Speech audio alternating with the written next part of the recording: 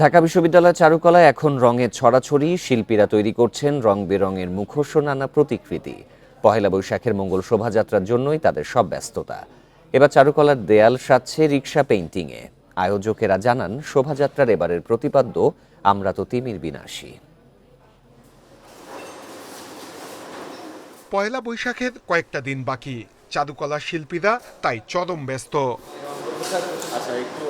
মঙ্গল শোভাযাত্রার জন্য তৈরি হচ্ছে রঙিন মুখোশ, বিশালাকৃতির অবয়ব, এর মধ্যে রয়েছে লক্ষ্মী পেঁচা ও বাঘের প্রতিকৃতি। পেঁচা আমার দাদিরা চিনতো, আমার মা কম চিনতো, আমি একটুও চিনি না, আমাদের ছোটরা আরও চিনবে না।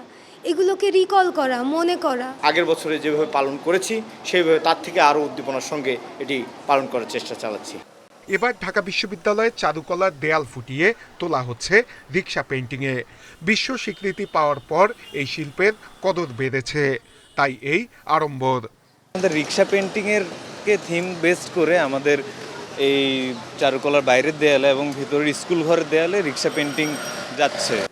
মঙ্গল শোভাযাত্রার খরচ আসছে শিক্ষার্থীদের তৈরি মুখোশ ও ছবি বিক্রি করে। আয়োজকরা এবারও বেশ কিছু নির্দেশনা দিয়েছে। এর মধ্যে রয়েছে মুখে মুখোশ পরে শোভাযাত্রায় যোগ দেয়া যাবে না। যে ফান্ডটা আসে আমাদের, তার সবচেয়ে বড় সোর্সটা হচ্ছে এই মুখোশ। এই মুখোশগুলো বিভিন্ন স্তরের মানুষেরা কিনে নেয়, বিভিন্ন প্রতিষ্ঠানগুলো কেনে তাদের প্রতিষ্ঠানগুলো সাজানোর জন্য। নির্বিঘ্নে শিক্ষক শিক্ষার্থী সহ সবাইকে অংশ নেয়ার আহ্বান জানিয়েছে বিশ্ববিদ্যালয় কর্তৃপক্ষ। মিলে মিশে আমাদের সুখ দুঃখ আনন্দ বেদনা যা কিছু আছে সেটা আমরা মিলেমিশে ভাগ করে নেব। আমরা পরস্পরের সমবেতী হব, সহযোগী হব। 1989 সাল থেকে চারুকলা শিক্ষার্থীরা এই শোভাযাত্রা শুরু করে। শুরুতে এর নাম ছিল আনন্দ শোভাযাত্রা, পরবর্তীতে এটি মঙ্গল শোভাযাত্রা হিসেবে পরিচিত হয়। 2016 সালে এই মঙ্গল শোভাযাত্রা ইউনেস্কোর সাংস্কৃতিক ঐতিহ্যের স্বীকৃতি পায়। নূরে আলম, ইন্ডিপেন্ডেন্ট নিউজ, ঢাকা।